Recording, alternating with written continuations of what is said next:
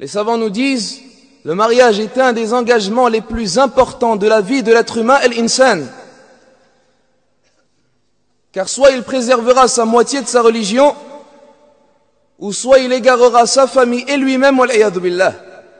Donc il incombe ainsi que tu bases cette demande en mariage sur les bases de la religion ad-din. Ne te précipite pas, ya Abdallah. Maintenant que tu penses avoir choisi, il incombe que tu demandes. Et avant de demander à l'être humain, demande à Allah. Avant de consulter l'être humain, consulte Allah tabaraka wa ta'ala. Car c'est lui qui te donnera, et c'est lui qui sait, jalla wa ala, et c'est lui qui connaît, tabaraka wa ta'ala, ce que toi tu ne connais pas.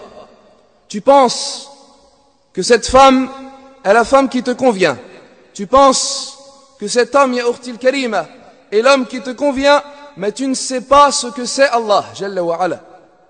Allah tabaraka wa ta'ala, lui, il sait si cet homme te convient ou si cette femme te convient. À toi de le consulter, tabaraka wa ta'ala, et parmi ce qu'Allah jalla wa ala nous a légiféré, nous a accordé, nous a donné, tabaraka wa ta'ala, ce qu'il n'a pas donné au peuple précédent, ce n'est autre que la prière de la consultation. Salatul istikhara est une chose et un bienfait qu'Allah a accordé à la communauté de Muhammad alayhi salatu wassalam. Et autrefois, les associateurs al-mushrikoun, qu'est-ce qu'ils faisaient? Ils utilisaient la superstition, ils regardaient des signes, et ils se basaient sur des signes qui se passaient dans cette vie, afin de baser et de décider et de prendre leurs décisions. Nous, les musulmans al-muslimoun, là, nous consultons Allah, jalla wa ala, allamul ghuyub, celui qui connaît tout ce qui est caché et ce qu'il y a dans l'avenir, tabaraka wa ta'ala, celui qui décide, celui qui destine, celui qui décrète, tabaraka wa ta'ala, celui qui connaît la femme que tu veux. Il connaît la femme qui te conviendrait. Il connaît celle qui a la bonne mentalité. Car beaucoup de gens, beaucoup de frères, malheureusement, qu'est-ce qu'ils disent? Ou ils doutent sur la mentalité de la femme. Ils viennent te dire, oui, mais moi je pense qu'elle a une mentalité un peu fatiguée. Hein? Souvent, on doute sur la mentalité de la femme ou bien sur la mentalité de l'homme. Allah Azza wa Jal, c'est lui qui connaît la mentalité. C'est lui qui sait est-ce que tu vas t'entendre avec cette femme. C'est lui qui sait comment est-ce que tu vas t'entendre et comment est-ce que tu vas parler avec cette femme. Tout ça, Allah tabaraka wa ta'ala le sait. Et c'est lui-même qui le décide. Donc à toi tout d'abord de le consulter.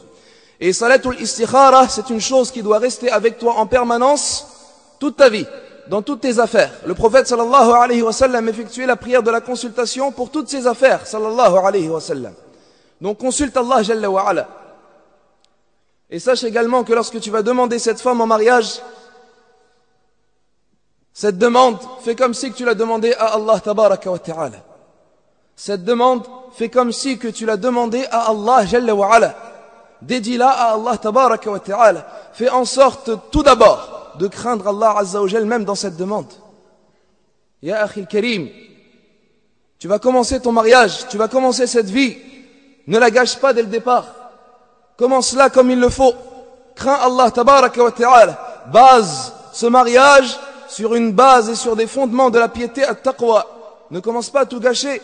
Beaucoup de gens se demandent, comme on le dit et comme on le répète, la plupart des questions, la plupart des fatawa qui sont posées aux shuyukh de nos jours, c'est quoi? Problème de divorce. Problème de divorce, problème de couple. La plupart des questions, sans exagérer, problème de couple.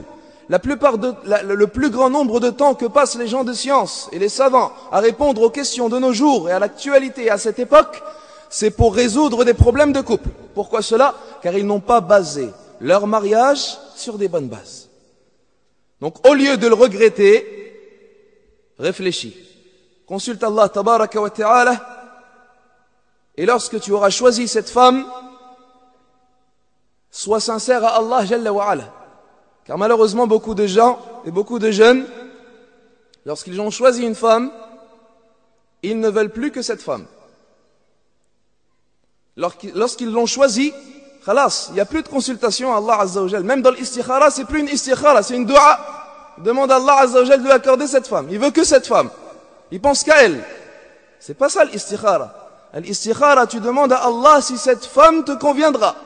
Si cette femme est un bien pour toi. Si cette femme t'aidera, si cette femme te fera préserver ta religion. Ce n'est pas tu demandes à Allah de te marier avec cette femme. Dans ce cas-là, à quoi sert la consultation? Donc il incombe que tu sois sincère à Allah. Tu demandes à Allah Azza wa Jal, ya Allah, si cette femme est un bien pour moi, dans mon avenir, dans ce bas monde, pour ma religion, accorde-la moi. Et facilite le mariage avec elle, et destine-le moi, et accorde-y la bénédiction. Puis, l'autre versant de l'invocation. Mais si cette femme est un mal pour moi, dans ma vie, dans ma religion, dans mon apprentissage de cette religion, et dans toute ma vie, écarte-la moi d'elle, écarte-la moi de moi, et écarte cette femme de moi, et mets-la loin de moi, et accorde-moi et destine-moi une chose meilleure. Pourquoi cela? Car toi tu veux quoi? Tu veux une femme vertueuse. Car toi tu veux qu'Allah tabaraka wa ta'ala te guide dans ce bas monde ad-dunya pour que tu bénéficies du paradis al-jannah. Tu ne veux pas exclusivement une femme, mais tu veux ce mariage béni qui te préservera ta religion. Tu veux ce mariage qui t'aidera dans ta religion. Tu veux cette femme vertueuse qui sera la moitié de ta religion préservée. Tu ne veux pas ainsi n'importe quelle femme. Et de même pour notre sœur, Ya Ukhtil Karima, c'est la même chose. Ne tombe pas dans les sentiments amoureux du mari et du prince charmant. Dès que tu l'auras vu, ou dès que tu auras entendu qu'il s'est intéressé à toi, khalas, tu ne veux que te marier avec lui, tu as déjà dit oui, et tu ne penses même plus, alors que tu as consulté Allah Jalla wa Ala. Consulte Allah sincèrement. Dis, Ya Allah, si cet homme ne vaut pas un homme pour moi, si cet homme n'est pas un bon homme pour moi, si cet homme ne va pas préserver ma religion, mais je ne veux pas de lui. Je ne veux pas de lui, car tu es sincère à Allah, car tu veux qu'Allah tabaraka wa ta'ala te préserve ta religion. La sincérité à Allah Jalla wa Ala. Ayyuha al-ikhwatul kiram, la demande a des conditions. Il t'est interdit, ya Abdallah, de demander une femme qui est déjà demandée en mariage. Bien évidemment.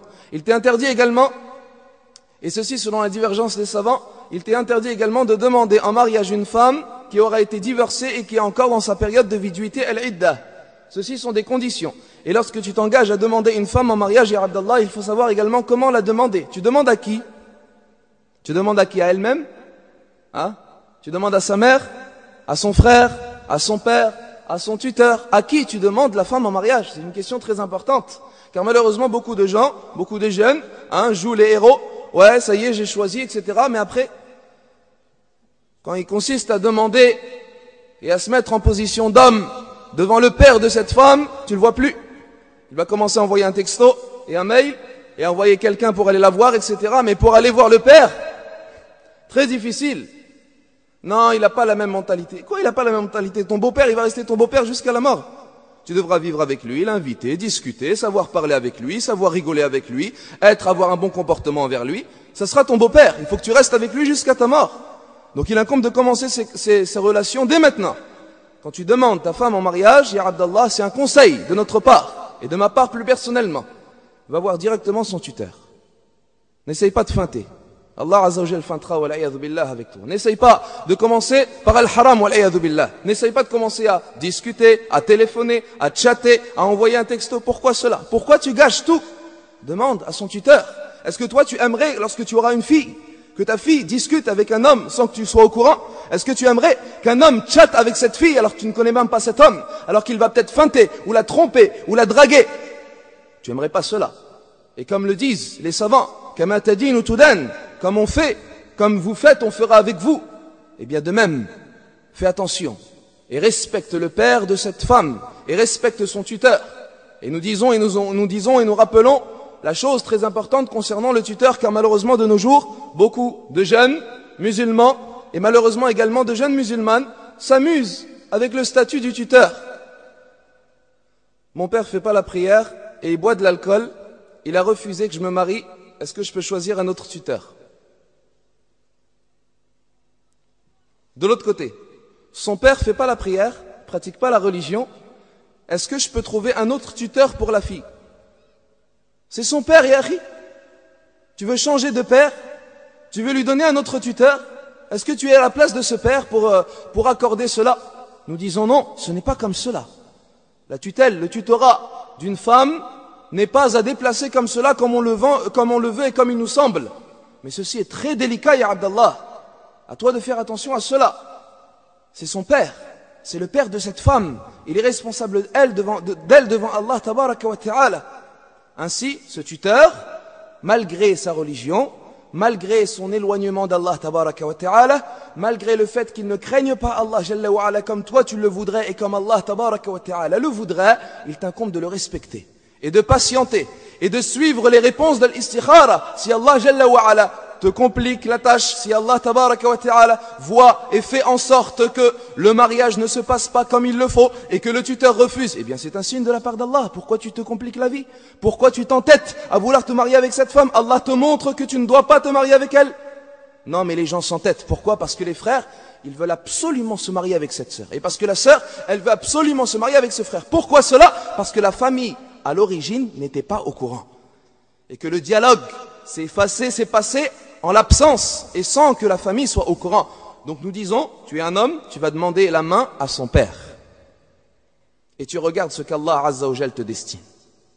Tu vas voir son père, bi'idhnillahi Azza wa Jal. Et si son père n'est pas là, tu vas voir son grand frère ou bien son oncle. Mais tu vas voir quelqu'un qui représente le tutorat de cette femme et qui ainsi établira les relations de ce mariage de la meilleure des façons auprès d'Allah Tabaraka wa Ta'ala. Et ainsi, si la chose se complique, c'est un signe qu'Allah Azza wa Jal ne veut peut-être pas te la destiner. Et si les choses se facilitent, bi'idhnillahi Azza wa Jal, cela veut dire qu'Allah Tabaraka wa Ta'ala t'accorde un bon signe concernant cette femme.